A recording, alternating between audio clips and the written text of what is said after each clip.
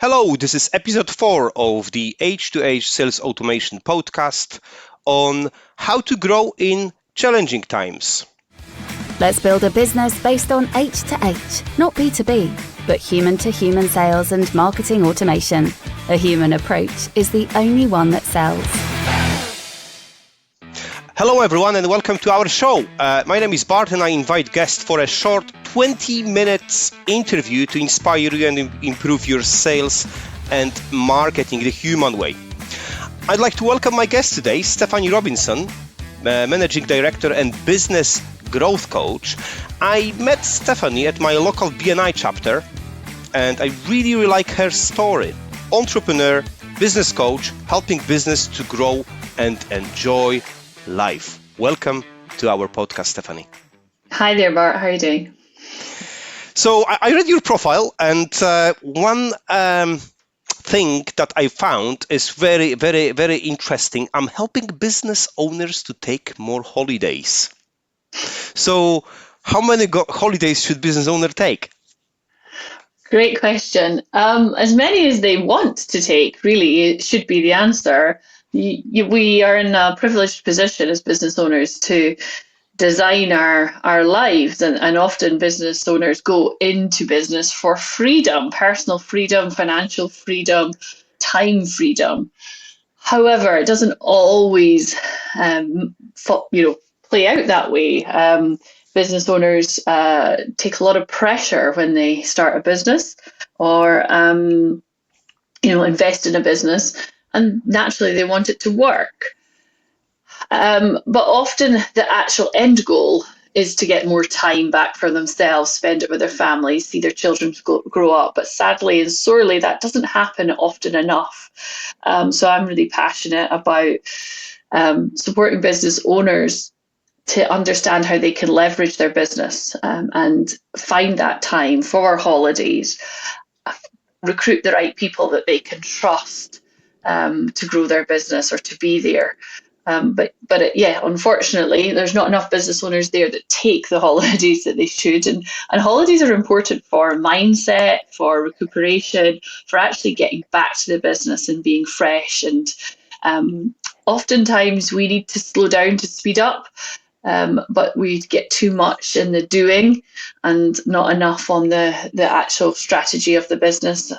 And dare I say it, often the business owner is the biggest problem in the business. I love what you're saying. Slow down to speed up. It's been a tough times for everyone over the past few years. So we had obviously time to reflect on our lives and take a little bit step back. And quite a lot of businesses actually pivoting and changing the business models, maybe expanding, or maybe they changing the way they actually they changing the target market or even the entire business. But what I really like about the bit that you mentioned is recruit the business people, the recruitment bit. And we had a number of conversations already. Hence, we know each other after the BNI chapter meetings about recruitment. You do have an interesting recruitment background as an entrepreneur. Can you a little bit talk about your entrepreneurship journey? Absolutely. So after graduating uni, my first job was a recruitment agent in London, recruiting HR and employment law professionals exclusively. And it was quite ironic, given I did not study a HR module at university. But that really got my passion for what human resource management is. And obviously, in a recruitment agency, it's quite a sales-orientated environment. But it's also learning how to select candidates, and they wouldn't have been pleased for me to describe them as an agency. It was much more of a kind of consultancy, but that really gave me a strong understanding of how to get the information you need from people and candidates, how to test their knowledge and experience, how not to just take at their word, but also how many driven individuals are there and how it is possible to hire and get great people if you have a great process, a really strong process that candidates that are going to be your A players, which is so important in a business, will engage with and want to continue in through the process because they see the value of what you're doing. Those that give up are the ones that you actually don't want in your business because they don't have the right attitudes to keep the persistent behaviour that you might require and role ongoing. So I started in London recruiting, came back to Scotland and moved into a HR internal role, was recruiting internally, studied employment law and moved to a kind of employment law consultancy. So one of the larger ones in the UK. And having had an entrepreneurial father and mother, I spent a lot of the time going into small businesses, and the business owner would sit with me. We'd be drafting up employment contracts, and they'd be like, "Oh, but Steph, can you just not help me solve this problem with this employee? I don't want to phone a phone line. You seem to know everything, you know." So I fell pregnant, had my daughter, and whilst I was writing my maternity, I was on my maternity leave. I was writing my business plan. Went back and realised that, you know, as many people find, that the income that you get when you're only working part-time barely covers everything, Yep. especially when you've got childcare. And I thought, right, you know, I'm not earning enough now, so what's the difference in actually starting my own business? And that's what I did. I took the leap. Grace was just about 1.5 years old, and Wow. started my HR employment law consultancy. And I loved it. It was like any business, it had its ups and downs. We had great times and not so great times. But I learned and I continued to grow the business. There definitely was a market for the employer that needed HR and employment law support, hands-on, and really strong problem-solving solutions in consultancy, and that's what we were. And early in my journey, I read Napoleon Hill's Think and Grow Rich, and amongst other books, might I add, and I really very much set the goal that I wanted to pay off my mortgage by the age of 40. That was the goal of having this business, and having seen my father sell 2 businesses, that was the means to doing so. And so the 9th of March 2020, I sold my HR and employment law business for various reasons. Not one of the main ones was certainly completing that goal, but for other reasons as well. And went in house, completed an earn out in the business that had purchased my business, and moved into a position of director of consultancy. For various different reasons, didn't work out. And I realised how passionate I was about, you know, particularly female entrepreneurs. We've got some strong business systems in Scotland and the UK, but educating business owners and showing them that I always say I wished I'd had a business coach. I wished my ego had permitted me to have a business coach, because I know I would have achieved so much more in my business. I didn't understand enough about every area, and certainly wasn't executing and held accountable. And I think that's what, had I been held accountable, kept a plan, shown how to write a business plan, I would have perhaps scaled the business faster and sold for more.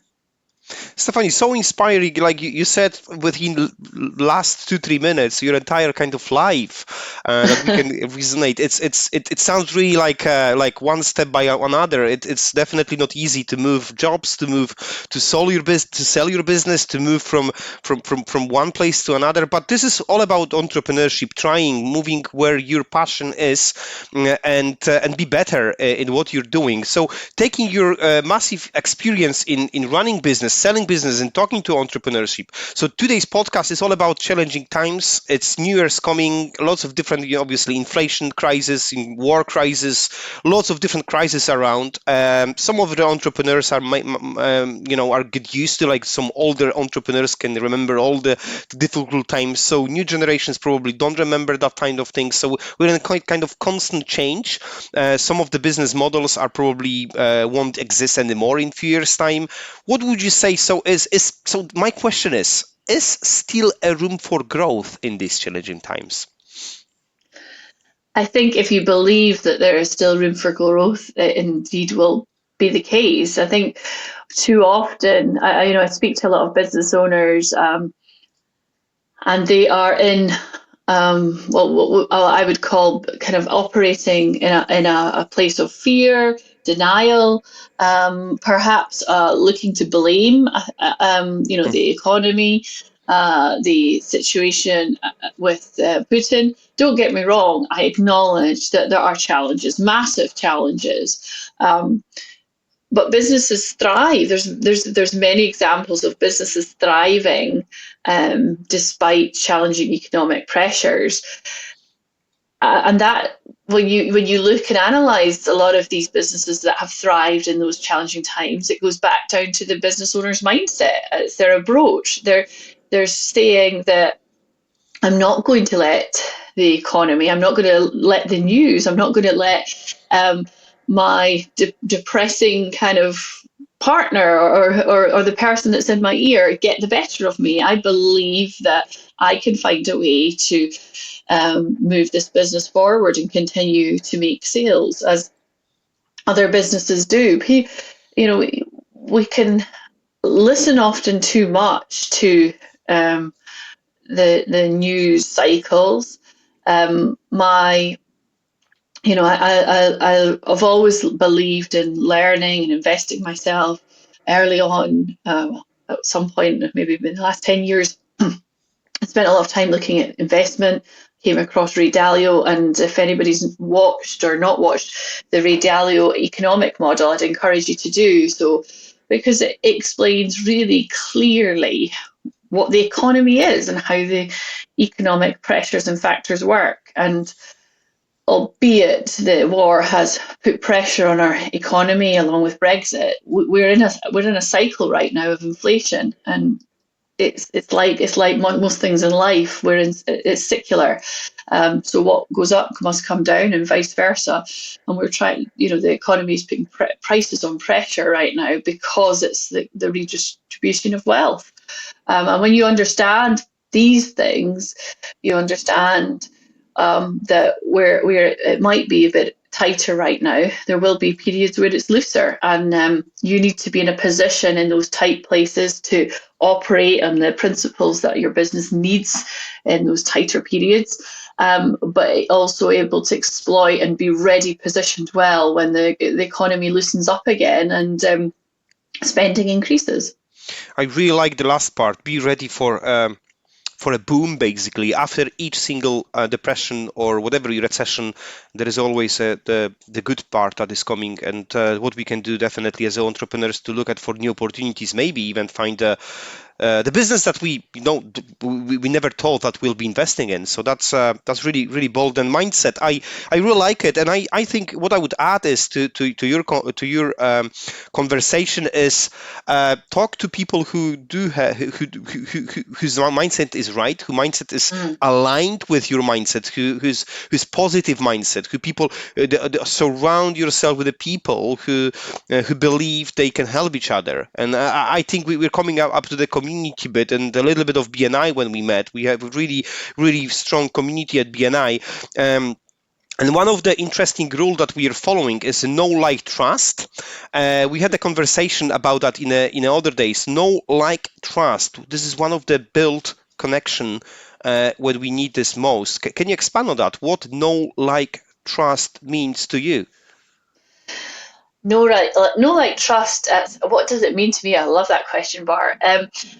Absolutely, knowing somebody is about consistency. So, like you will recognize maybe people from LinkedIn profiles because they're regularly posting. You will know somebody in the street because you regularly pass them as neighbors. That doesn't mean that you like them, but you have a recognition. So it's the earliest stage of your marketing activity, it's that kind of regular, oh, okay, I'm starting to recognize the brand, I'm starting to recognize the face. Like is something beyond that. Like is a decision. So no is quite passive. Like is a decision. Like is where somebody says, okay, that I liked that quirky quote, or I liked that approach. I like it's starting to draw synergies with their own perspectives. That's where like starts to happen, and that's where your customer goes from awareness to a kind of uptick in their activity or engagement with you. They're more likely to start doing business with you, and trust is a longer term endeavor.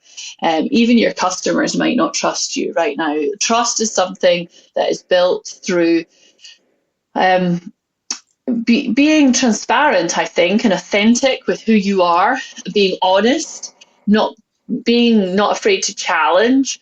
But trust can be contextual as well. Because we had a discussion with other action coaches actually on trust recently, and we came to the conclusion it's situational. So you might trust your wife or husband with something.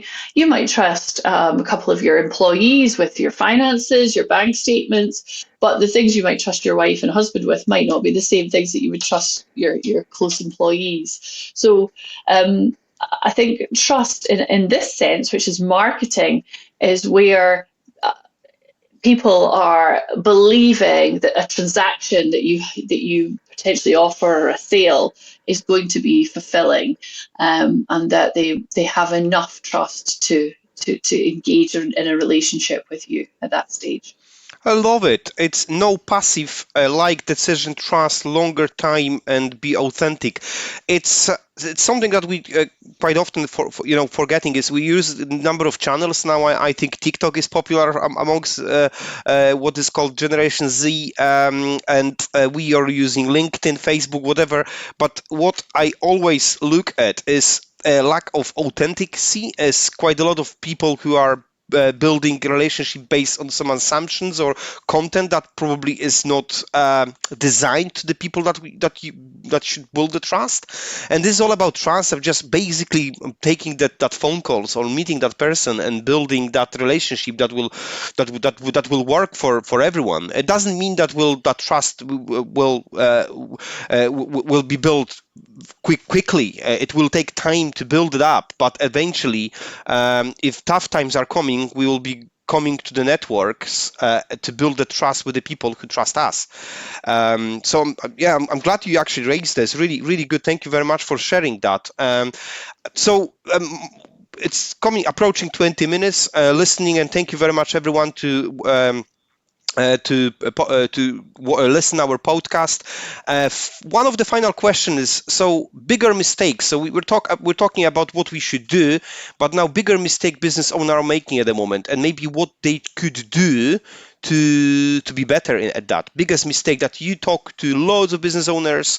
Tell us a little bit more kind of mistake that you recently seen with your clients. One of the biggest mistakes is not having a plan, and not being clear on the destination at a kind of maybe an incremental level.